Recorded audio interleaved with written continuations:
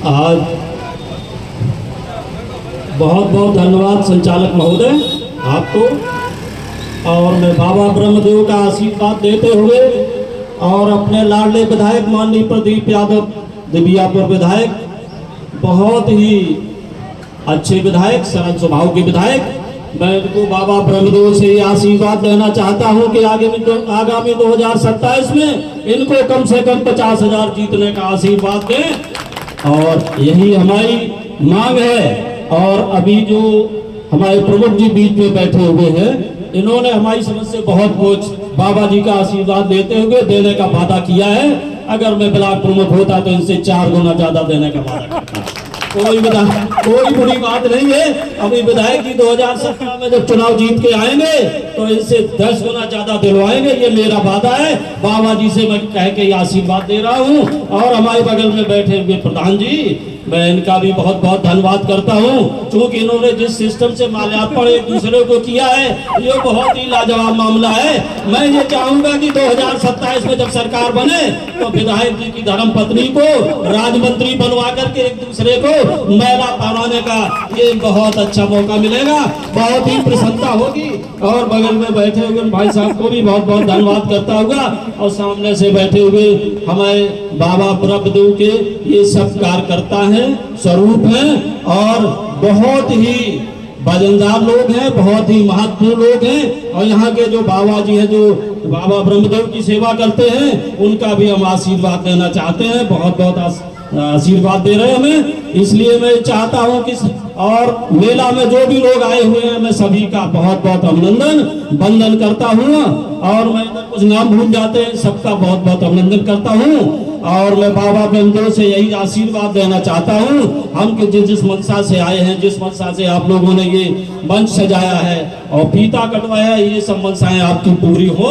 क्योंकि बाबा ब्रह्मदेव जिसको आशीर्वाद दे देते हैं, वहाँ कोई रोक टोक नहीं होती है, वहाँ कोई बुराई भी नहीं चलती है। कोई बुराई करे तो वो सुनते भी नहीं है, वो अपने सेवक को जरूर आशीर्वाद देते हैं। और मैं जब भी सरकार बनेगी 2027 में, आप लोग एक मन से लगे रहिए। और हमारी लड़ाई भारतीय जनता पार्टी से है। मैं यहाँ कुछ राजनीति की भी बातें करना चाहता हूँ, क्योंकि बहुत समुदाय, सभी लोग इकट्ठे हुए, सभी समुदाय के लोग हैं, बहुत अच्छा है। मैं चाहता हूँ कि पीटीए के संबंध में आपको जानकारी है।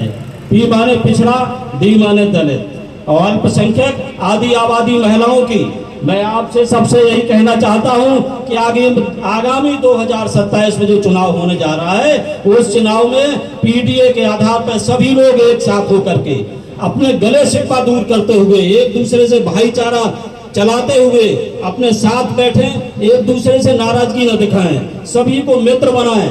मित्र बनाते हुए, चाहे वो अगली जात के हो, चाहे पिछली जात के हो, चाहे दलित समाज के हो।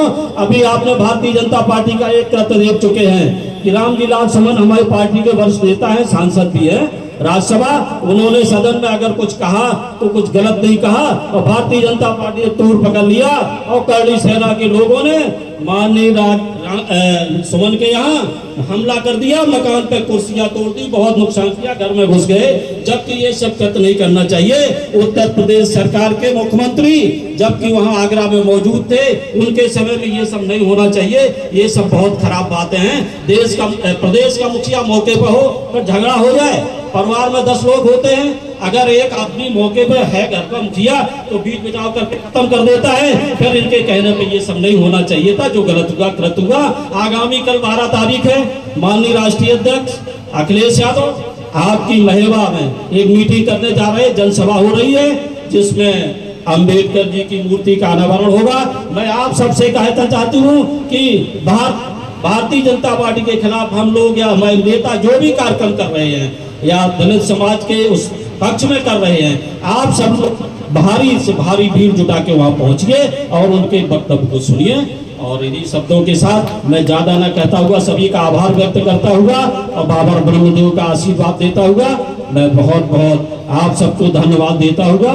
और माननीय मुलायम सिंह यादव अमर रहे, बाबा साहब अमर रहे, और माननीय राष्ट्रीय अध्यक्ष जिंदाबाद, समाजवादी पार्टी जिंदाबाद। इसी के साथ हमारे विधायक जी को बहुत ख्याल रखना, ये ऐसे व्यक्ति हैं कि रात में 12 बजे टेलीफोन कर दो तब भी ये जग जाते हैं, पता नहीं ये कब सोते और कब जागते हैं। अगर यही चलता रहा तो ब्रह्मा बाबा ब्रह्मदेव को इनकी बहुत मदद करनी पड़ेगी कि डाइवोर्स होना फिर सुनिश्चित हो जाएगा, क्योंकि ये समय नहीं देते हैं, पता नहीं कहाँ समय देते हैं, इसका तो पता ही नहीं लगता है। ये बाबा ब्रह्मदेव से हम कहते सद्बुद्धि देते रहे, जो ये समय से घर पहुंच जाया करें और टाइम में दिया करें। मैं इनसे यही, और मैं भी इनसे कुछ आशीर्वाद लेता हूँ, लेकिन आशीर्वाद पता नहीं कहाँ छुपाए रखते हैं। चलिए भगवान चाहे 2017 में फिर ये अवेले हो जाएंगे तो आशीर्वाद तो निकाल ही लेंगे।